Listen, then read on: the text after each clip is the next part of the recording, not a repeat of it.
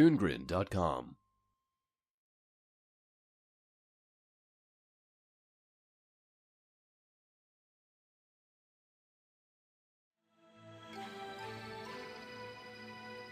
Long ago in a distant land. Knock that off. Everyone knows what the intro is. Let's just get to the point.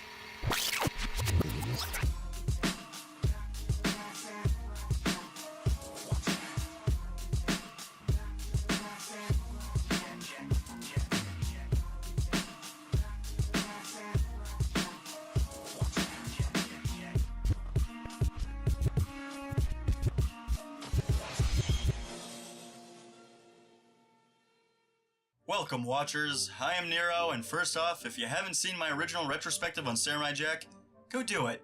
I need the views to validate my existence. Or you can watch to see my thoughts, whichever. Anyway, after an 11-year hiatus, well, cancellation really, Samurai Jack has just completed its final season and series finale, and with it building to be a darker story for our lone samurai, it's time to see how Jack pays off. Let's get started.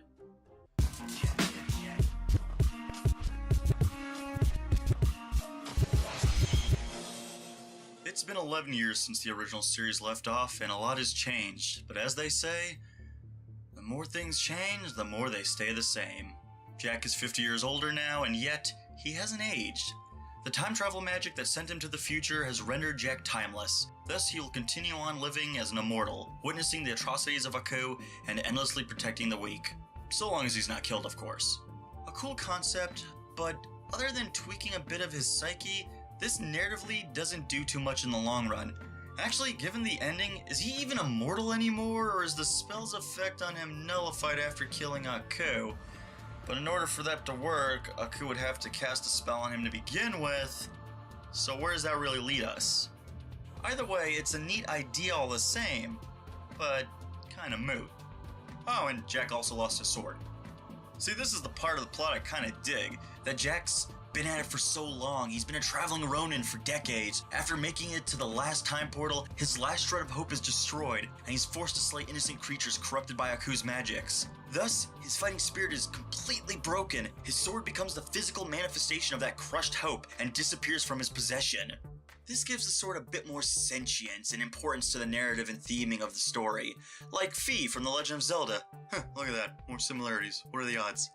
It's a cool concept, but it seems a bit mismanaged, as Jack makes it sound like the sword chose to leave him, and yet it looks more like he just dropped it. It's not here. Could someone else have taken it? No. I realize now that I did not lose the sword, but the sword left me. Maybe if the sword shattered or rusted away, it'd be a better visual to complement the idea that Jack has lost his way instead of just, dropping it down a hole.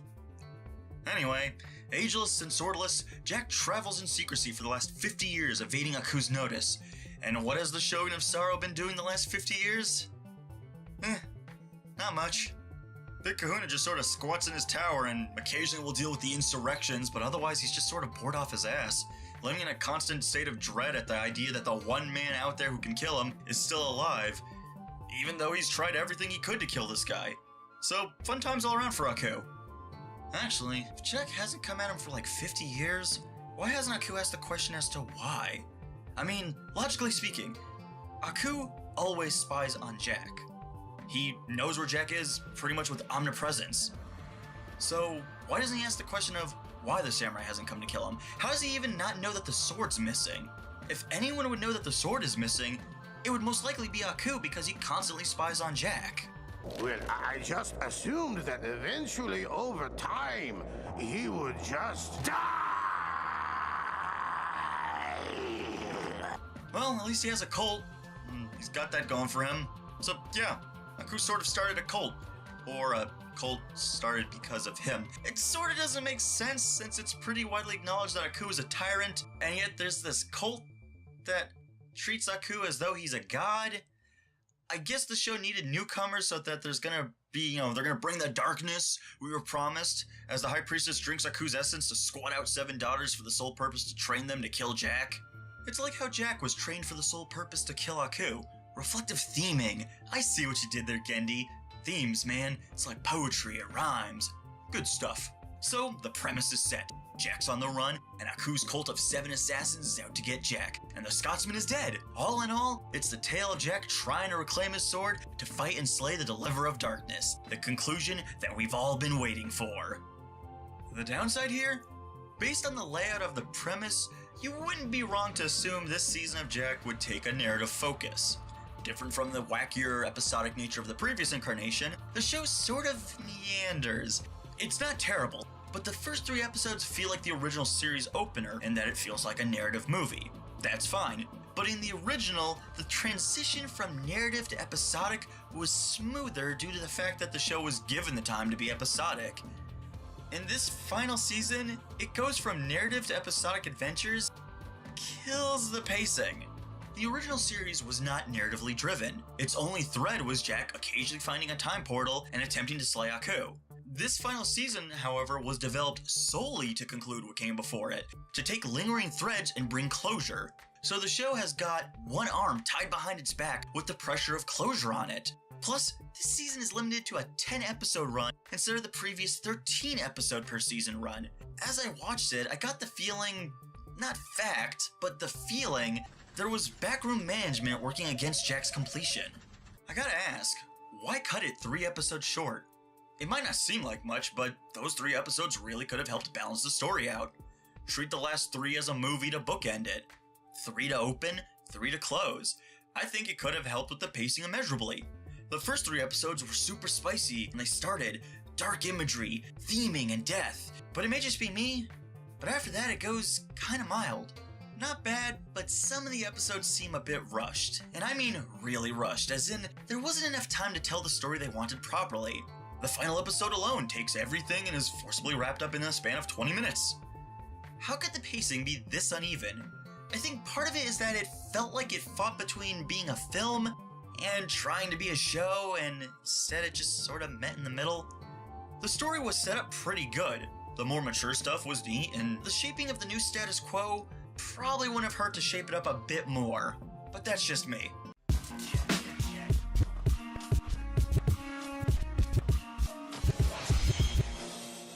Unlike its predecessor, this series actually had some frequent returning characters, which makes sense. It's going more narrative driven and less episodic.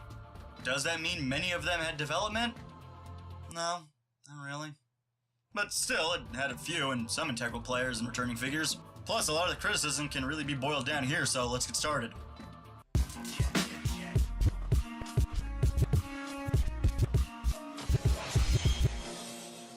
Samurai Jack, played by Phil Lamar.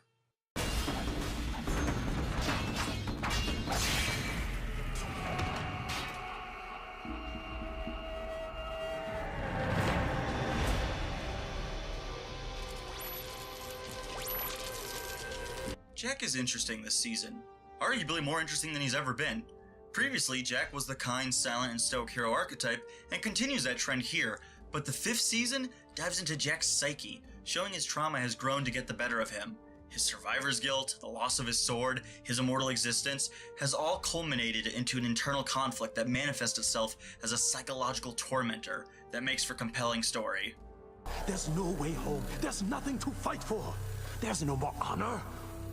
Come to think of it, the only honorable thing to do is quiet. Yeah, Jack has gone pretty off his nut.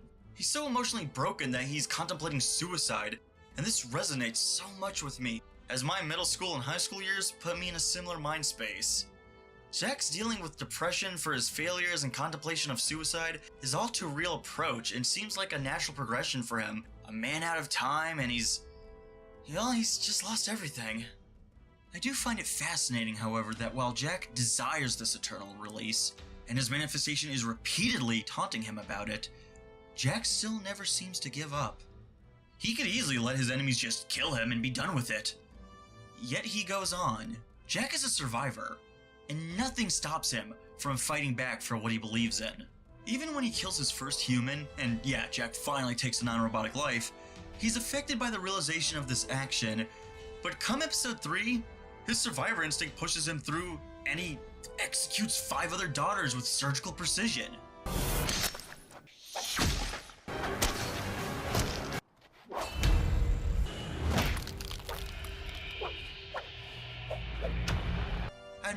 this is a bit of a weaker point. For a guy that's never committed murder, you'd think there'd be a bit more to his reaction than a scene of doubt than... Mind you, it makes for great action, and I get the whole fight or flight scenario, survival and such, but you'd think the trauma of murder would be more impactful, and it really isn't. He flips out in a cave having a fever dream, then wakes up to murder the rest with little concern. I mean, why even slay the other daughters and keep Ashi around? Why not kill her like the rest? I mean, besides the fact that she was the only on-screen named daughter of a coup. That's why, my sweet Ashi. We'll get back to that. So I guess that maybe, arguably, between the survivor's guilt, his anger, the constant hunting for 50 years, the agelessness, yeah, it could probably just be that Jack snapped, and yet is still calm and composed. Sort of a contrast of personalities, isn't it? Still, Jack's character is good. Admittedly, it could have been tighter in a few places, but still good. Phil Lamar's in top form, playing both Jack and what I like to call Suicide Jack, and he does manage to capture a great antagonistic emotional dynamic between the two characters, and really grasp a sense of menace with Suicide Jack. This was the first human being. Real flesh and blood. What happens when the others find you? You'll have to kill them too, can you? Yes. Could have used a few more of these scenes, as Suicide Jack sort of just vanishes as if his psyche was never truly broken. Again, this is that pacing deal where things are going a bit too quickly to fully enjoy. Jack's mental state made for some interesting stuff and showed that this journey has taken its toll on him. Physically, mentally, and of course, emotionally. I've fought Aku for ages. I've seen countless innocents die. I've lived this nightmare for what seems like an eternity. There is no way to defeat him. There is no hope. No way out.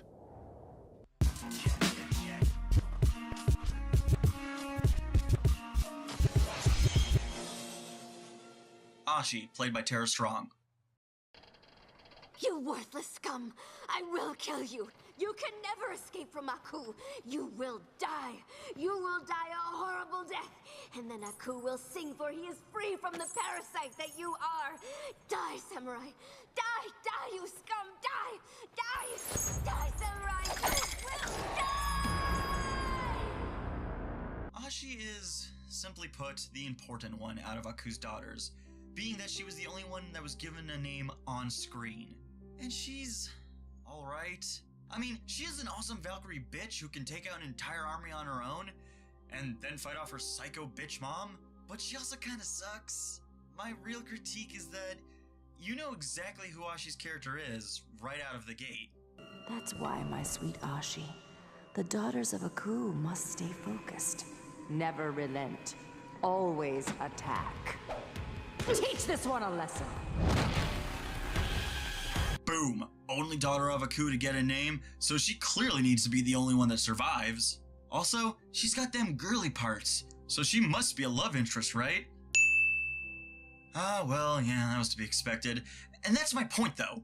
Ashi is a cliché trope personified, and her progression goes exactly the way you expect her to. She'll be the one to survive because she got a name, and being that she's a she, Ashi's branded the love interest. I bet she even dies at the very end to give Jack a somber ending. Jack, What's wrong? without Aku, I would have never existed. No.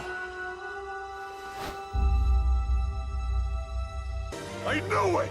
Extra cliche points for having a ladybug represent Ashi's free spirit, landing on Jack's hand to motivate him onto looking forward to a brighter future, like the scene in Patch Adams, and precisely as cliche.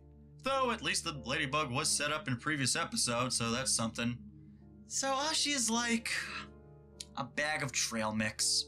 She has some great stuff, like being a badass and having an arc that feels natural. She's a girl who's never known kindness, and she meets the kindest man she could, and in turn he helps her become a better person. It's no wonder they'd fall in love. She is Jack's mirror opposite, with the same origin, just flipped. It's the yummy stuff of trail mix, like the nuts and chocolates, and it's also pretty much the raisins. Ashi is like a big bag of trail mix if it was made of raisins, And does anyone want trail mix made solely from raisins? I'd say no. No? What do you mean, no?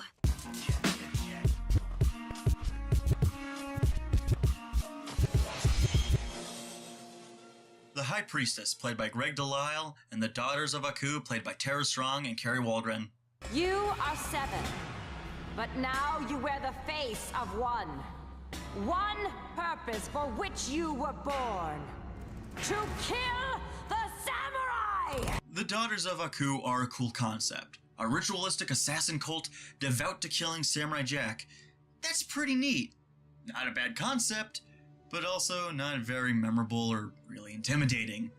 One daughter bites in episode 2, then Jack executes the remaining 5 in episode 3, of course leaving Ashi alive. Really, Jack goes through these girls like Mexican water through a first-time tourist. This was the best this cult had to offer? This is what years of training led up to? They come and go so fast that it feels like the season leaves out a lot of credible character depth the Daughters could have brought. You can keep the other 6 basic and have them hunt Jack for the season, have Ashi go through her arc, and then having to confront her sisters to try and stir them away from their cultist upbringing. See, that would have been compelling stuff. And yet, here we are. 6 forgettable characters instantly killed off. And then there is the mama. The High Priestess seems pretty dumb to me. I get it, it's a cult, so it won't be all butterfly kisses and hugs. But having a big bruiser beat the little girls during training, and I get it, toughen them up and warp their minds to be driven by violence. But if the bruiser kills them, does that mean you'll have less assassins to complete the task of killing Jack? And I guess you can make the argument, oh, well, it's to weed out the weaker ones.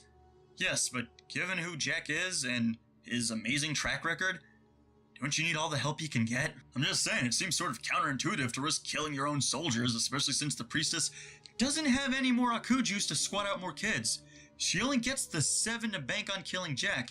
And mind you, Jack is the guy who defeated an entire horde of robots on his own. 3rd episode. And he regularly beats Aku. On his own. He whoops their god's ass. The priestess as an antagonistic character is okay, conceptually, but a bit too bland to be interesting in my taste, and also a bit too over the top. I know, right? I mean, Aku is all kinds of ham, but this broad is like ridiculous. Sort of made too evil because now that the Y7 rating is lifted, she gets the full reign to do whatever cruel, harsh, and despicable things she wants, and it all comes off as over-the-top grimdark. And this plan of training kids to adulthood to kill Jack, it's interesting, but it doesn't really make sense in the way it's presented. I mean, there's no real how-to guide for manipulating kids to be murder machines, but the daughters get the hell knocked out of them to toughen them up. But shouldn't the priestess also breed loyalty? This is less the priestess making a successful team or family of assassins, but creating emotionally attached humans who live and breed survival of the fittest. Which would be completely alright in my book, if the show actually used a distinction to a narrative purpose. As a cohesive unit, they'd arguably stand a chance against Jack, but instead they are seemingly detached from one another to the point where they may as well just be using more robots.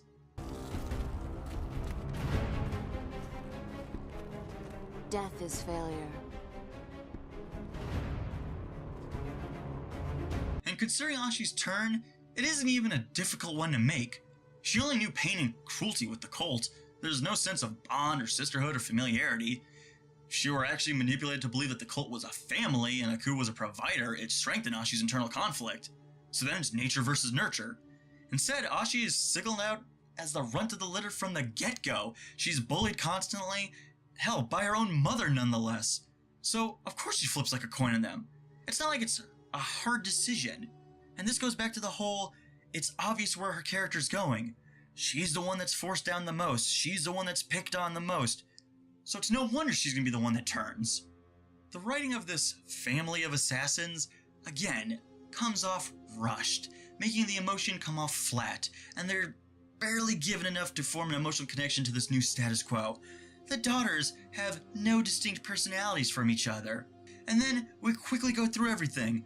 Ashi turns traitor, the sisters and mother are slain, and strangely enough, the thing I get awkwardly hung up on, not one other person from this cult does anything. Is that crazy? I mean, the idea of a cult is a collective mind of individuals who all have one objective, one desired goal to achieve. So after the daughters die and the priestess dies, one would think maybe other members of the cult would take up the mantle to achieve the desired goal of what they set out to do, right? But no, they just sort of disappear. It felt like the writers forgot about these characters as quickly as I did. The samurai is our mortal enemy. He must die at any cost. No!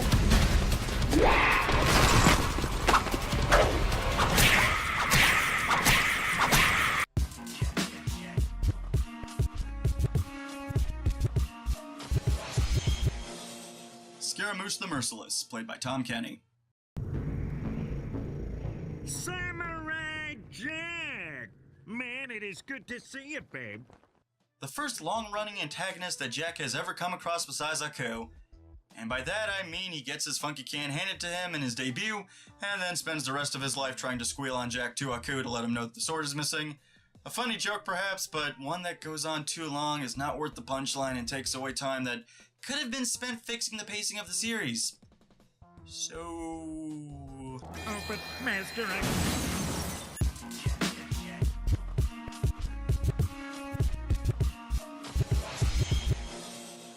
The Scotsman, played by John DiMaggio.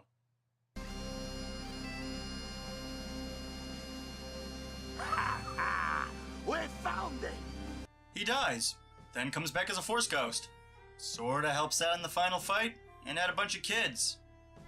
All daughters. The performance is great. John comes in like he never left. The problem? Scotsman and Jack don't really get anything. A highlight of the original series are the episodes where the Scotsman and Jack have their team-ups, fending off robots, getting into wacky hijinks, taking part in childish contests of strength to one-up each other. This was one of the few reoccurring characters that Jack was actually able to form a bond with. This season, the two only meet up in the last episode, and it's very brief. I had hoped that maybe he'd meet Jack in his elder age, and the Scotsman would have gone on a journey to help Jack reclaim his sword. It'd be a real introspective piece, with the Scotsman talking about his family and the loss of his wife. Considering she never shows up in Series 5, it's safe to assume she was dead. Plus, she was pretty damn corpulent, so I'm pretty sure a heart attack isn't entirely out of the question on this. There could have been some great moments of the Scotsman praising his kids, and despite his age, he's still fighting the good fight. Jack would be amused, but still broken, thinking the trek is meaningless. But he humors his old friend. They manage to get the sword, but in the ensuing bout, the Scotsman dies, and he thanks Jack for his friendship, and that he must do what he was born to do, and slay Aku, to make the world safe again. Thus, rekindling the flame within Jack to face his destiny. But he dies, comes back as a ghost, and due to Celtic magic, so he can go and form an army, which he doesn't. Actually, in the finale, it seems more like all of Jack's friends showing up to help was this contrived cameo bomb rather than the Scotsman building an army. I mean, he dies in episode 5, and then we never hear from him again until episode 10. Still, at least he gives Aku a good tongue lashing. I ain't lost, you tree ogre. I might be old, but I've lived long enough to see the world rise against your tyranny. Admit it, you big oaf. You're scared. The samurai is still out there inspiring people by the thousands. After all these years, you're powerless against them. You've been shivering like a wee baby hiding in your crib, afraid to show yourself, because you know he's out there, and you can't do anything about it. You're just a big baby. Why don't you go cry to your mama?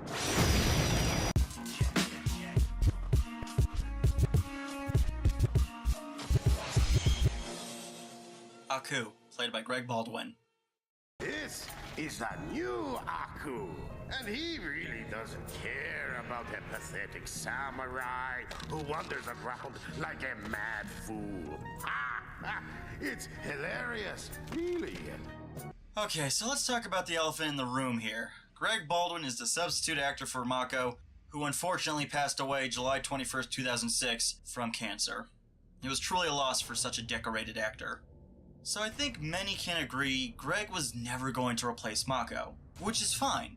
When Mako played Aku, he made the role all his own. bringing a sense of pompous yet immature elegance to our Shogun of Sorrow, and memes.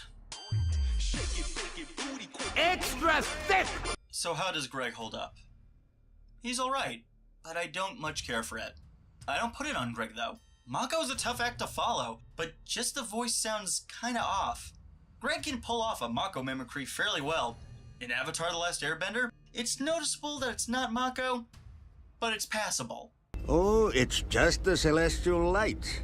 We've been down this road before, Prince Zuko. I don't want you to get too excited over nothing. How can you forgive me so easily? I thought you would be furious with me. I was never angry with you. I was sad because I was afraid you lost your way. I think Greg's strength comes from doing a Mako voice when it's calm. So at times, when he's Aku, it comes off like, oh yeah, it does sort of sound like Mako. But when Greg has to project that bombastic personality that Mako brought, it's very noticeable that it's an imitation. Still, Greg doesn't come in half-hearted. He doesn't half-ass this. He delivers 110% in his performance. Kudos there. And honestly, had he been Aku from the start and not have to follow up such a decorated voice actor, he would have been great. Now, as a character, Aku's in top form. Really hasn't changed all that much. Still funny as ever, dangerous as ever, and as surreal as ever. You wanna destroy him? Go ahead. Who cares? I certainly don't. Not one bit at all.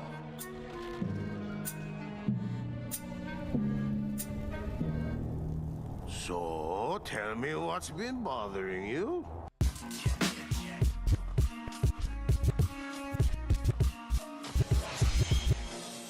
The Guardian, played by no one because he's fucking dead!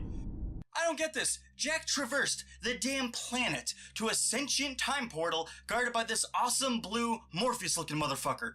It was prophesized that Jack, looking like a badass warrior king, is supposed to defeat him. You can't use it yet, Samurai Jack.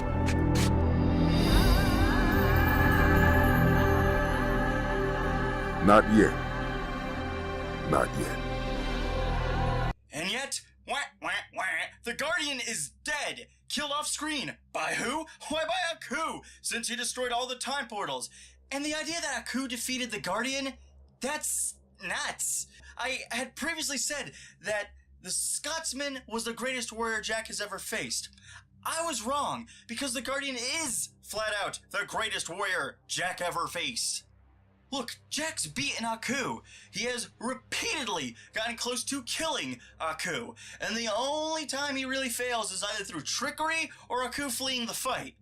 The Guardian, however, destroyed Jack in combat. He could manifest weapons of any kind to suit him in battle, and his strength and skill was unmatched. Jack even admits to this.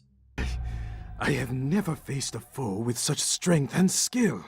The Guardian is a beast, and is the only real opponent to give Jack a one-sided beating, so it stands to reason that he could pummel Aku easily. Like this. Sure, the sword is the only thing that can destroy Aku, but the Guardian doesn't need to kill him, just fend him off. Was there really no way to tie the Guardian into the story? He could have been the strange samurai Omen following Jack while he was in suicidal mode. It could have been the test. Perhaps Aku does destroy the time portal, but the Guardian then goes to test Jack to allow him to earn back the sword. Just something, anything. But I guess this must tie into what the Guardian said. You see, Samurai, only one man has been prophesied to defeat me. And that man is the only man who can use this time passage. And you, my man, ain't that man. I guess you're right, Guardian. It must be Aku who is destined to fight you. But what? Wait a minute. That guy in the portal there, the one that's prophesied to defeat you, that you yourself had mentioned. Why, that's not Aku, is it? Why, dear sir, I dare say that might be that samurai fellow, which might be called Jack. Instead, you're dead. D-E-D. It's either the writers wrote themselves into a corner and had no way out, or forgot the Guardian had such an integral important setup 11 years ago. You can't use it yet, Samurai Jack.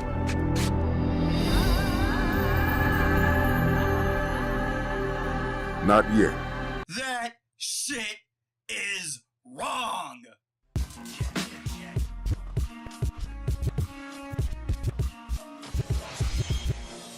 So my opinion on the season is, it's okay. And as for the finale, it sorta sucked. I mean, I did enjoy it. I finally got a finale after 11 years. I just didn't get the one I would have liked. Now, this isn't some kinda, this is the worst thing ever kinda deal, but it's not as good as it could have been.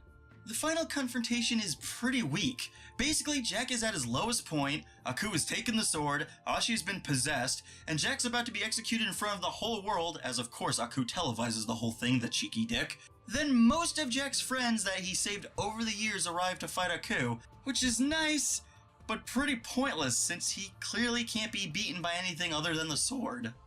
And these allies stink. I mean, the jumping monkeys, the rave kids, where are the Lepidopterans? Jack saves an entire space kingdom of butterfly people, and they never return to ally with him? They built the guy a freaking statue in honor of him, for crying out loud! And what about the baby that Jack protected? By now he would have grown up to be an epic warrior or something. He had the eyes of the warrior. I am afraid your son has seen many things on our travels, and has now achieved Sakai, the spirit of the samurai. Where is he? How come he doesn't show up? And the Imakandi? These guys love the hunt. They love the fight. Are you kidding me that they wouldn't show up for this? And somehow during this whole epic conclusion, not one person makes a snatch and grab for the sword to save Jack. But I guess it's all okay because we got friendship. Seriously, we're gonna get that sappy in the darkest season? And it's not just the power of friendship, boys and girls. In the final episode, Ashi is possessed by Aku and is forced to fight Jack. And Ashi is, of course, saved by the power of love to overcome her possession. Neat. She then grabs the sword, which should hurt her given its touch burns Aku. Top it off, Ashi has all of Aku's powers because she is a daughter of Aku. Granted, she is still half human, so I could argue that maybe she's immune to the sword, and she wouldn't be as powerful as Aku. Oh yeah, of course, she's completely on par with Aku in every way, and even though she just got these powers, she knows how to use them with perfect precision. You know, I looked up the translation of Ashi, and, you know, I was a little curious, and apparently it's Japanese for Mary Sue. So, of course, with these new powers, that she didn't even know she really had, she can easily cast the time portal magic spell to go back in time and allow Jack to kill past Aku. And with Aku dead, Jack is able to marry his Mary Sue love interest and at least get the happy ending he did. Oh no, she's dead. Or never existed. So Jack killing Aku worked out like I predicted. Everything is undone. Anything from episode 2 up to episode 62 doesn't really matter because Jack returned to the moment he left and slays Aku. So his relationship with Ashi? It doesn't matter since she never even existed. Which really means Jack can't be sad because if she never existed, that would mean Jack has no memories of her. And in fact, if he defeated past Aku, he'd lose all the memories of that future because those adventures never actually happened. Come to think of it, if Jack defeated past Aku and then nixed the timeline, does that mean everyone in that timeline has vanished? The Rob Paulson dog, put down, Jeff Bennett's Jump Good Monkey Boy, deado, John DiMaggio's Scotsman, gone. So Jack killed an entire form of existence. Yay for time travel. Now I knew that this season, this finale, wasn't going to live up to the hype. I mean, how could it? It's been 11 years. 11 years is a long time for anticipation to build onto something. But you know what? Don't mistake my criticism of this season for anger. It isn't. This is coming from a place of love, because I love Samurai Jack. I think it's a phenomenal series. One of the best things I've ever seen. That said, my criticism is there to improve on, to catch things so when the next project comes along, you could take those in as feedback to build upon. I was happy with this season. I was happy with the characters. I was happy with the comedy, the action, the art design, the music. it was well worth an 11-year-long hiatus. It really was enjoyable. It's not what I would have written it as, but I still enjoyed myself all the same. And I'm glad that this happened.